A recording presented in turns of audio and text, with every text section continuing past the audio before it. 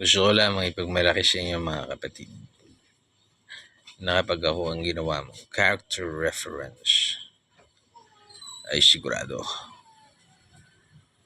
makukuha ka. Ako ay hindi magaling dyan. Ako yung hindi nakukuha. Ako yung hindi nagiging mapalad, pero para sa iba 100% sure ball. Para rin sa panliligaw yan eh. Ako, nababasted din ako.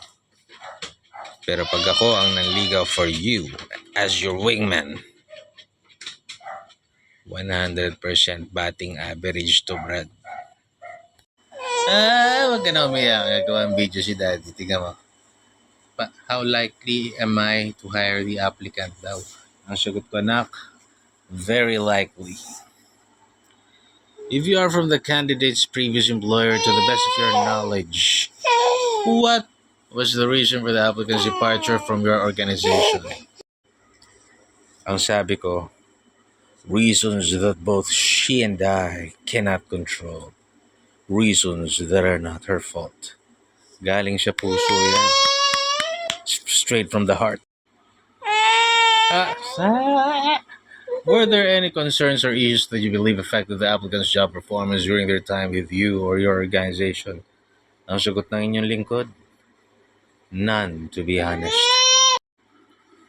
I would have wanted her to stay forever. Galing sa puso yan. Do you have any comments about the applicant to help us get to know them better? Ang sabi ko, she is cheerful and hardworking and rarely shows signs when hurt. Please treat her well. God bless you.